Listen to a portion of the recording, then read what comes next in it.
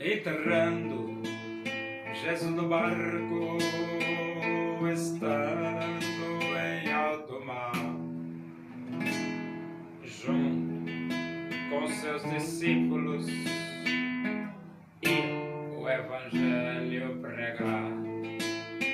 E uma grande tempestade sobreveio àquele mar. Seus discípulos, com grande medo, se puseram a clamar: salva-nos,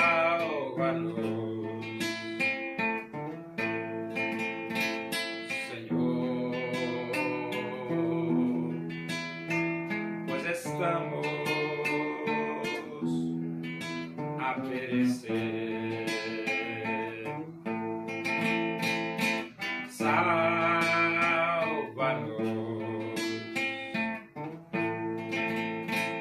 Senhor, pois estamos a perecer.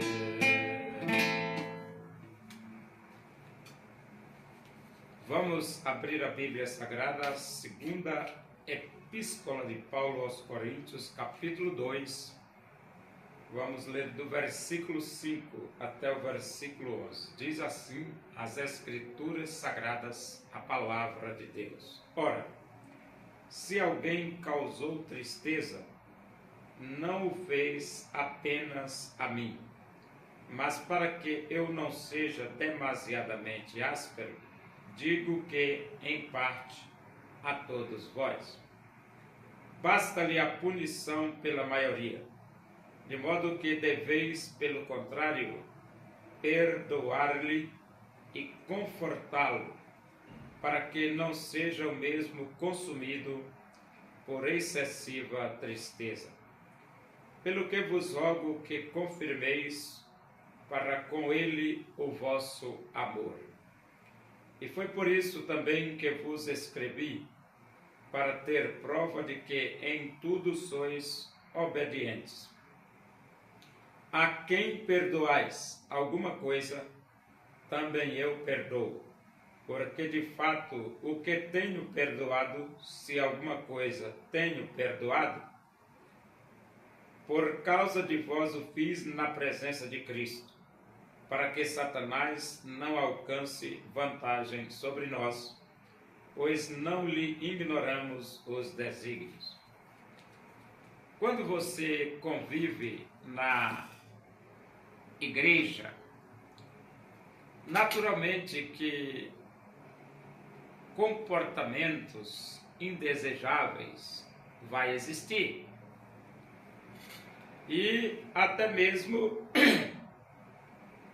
você pode causar tristeza ao seu irmão, pecar contra o seu irmão e até mesmo ofender tanto algum irmão da igreja como ofender o missionário, no caso, o apóstolo Paulo.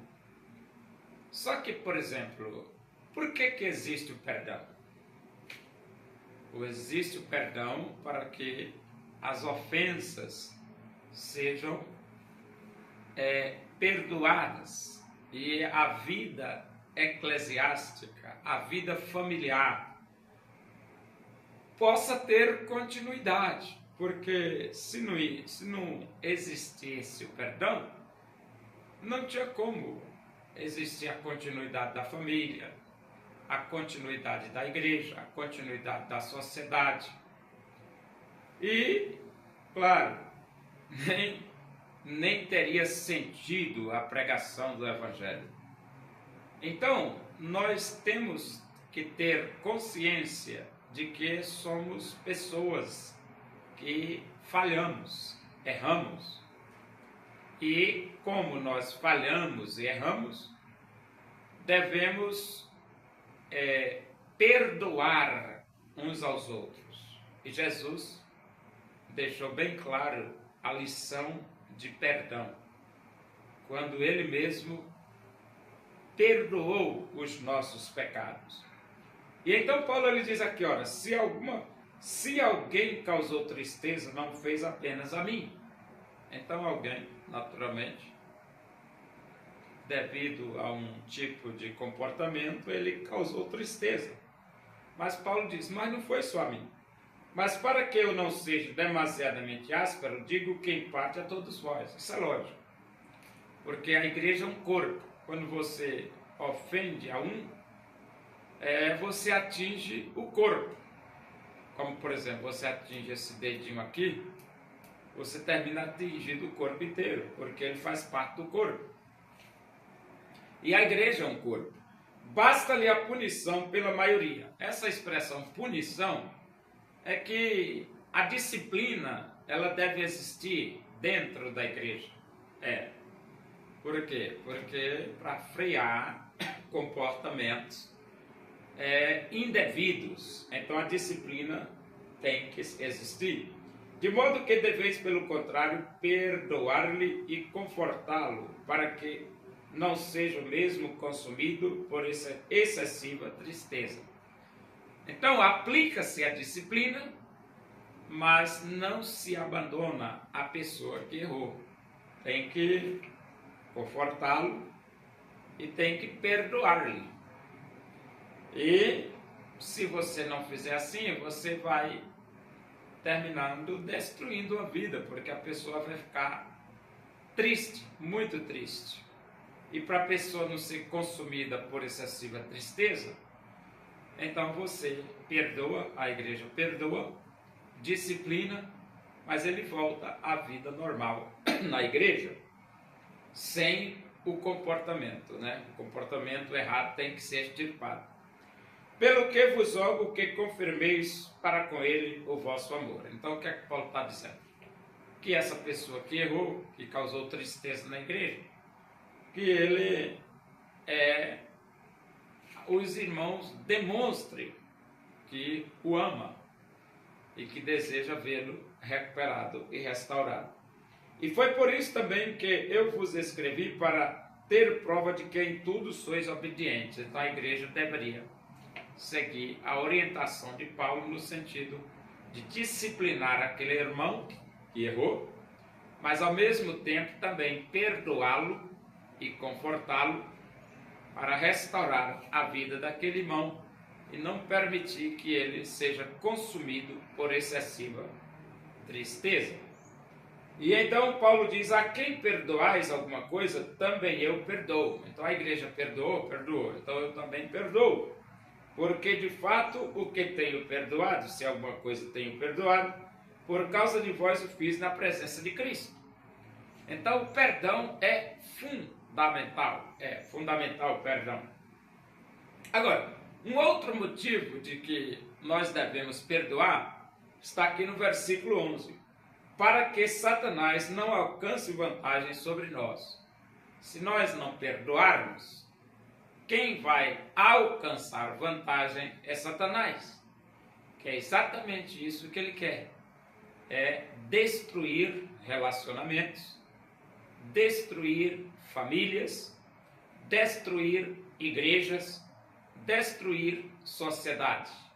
E se não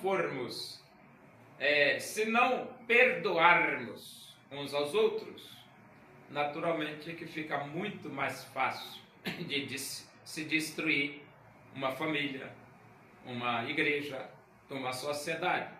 É por isso que o perdão é fundamental. E ele diz, para que Satanás não alcance vantagem sobre nós, pois não lhe ignoramos os desígnios. Quer dizer, os desígnios de Satanás é destruir, porque a Bíblia diz que o diabo veio para roubar, matar e destruir. E o perdão, o que é que o perdão faz? O perdão restabelece o relacionamento, o perdão restabelece a convivência social, o perdão dá continuidade à família, à igreja e à sociedade. Por isso que tem que ter anistia, né? Anistia já.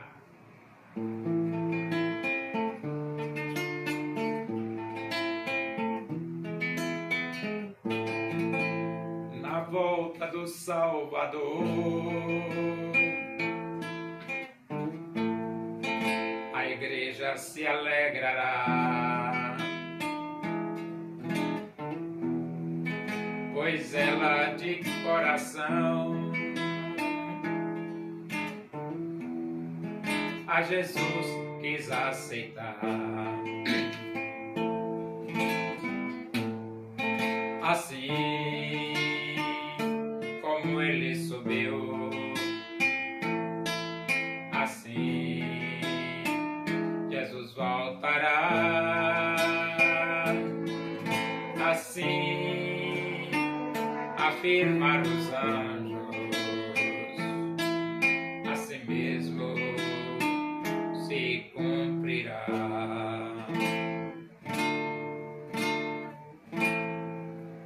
Oremos, agradecemos a Deus por esse momento na tua presença aí, que o amor de Deus, a graça do nosso Senhor Jesus Cristo, a comunhão e a consolação do Espírito de Deus seja com todos nós aqui, com todo o teu povo em toda a face da terra, hoje e para sempre. Amém. Boa tarde, que Deus vos abençoe.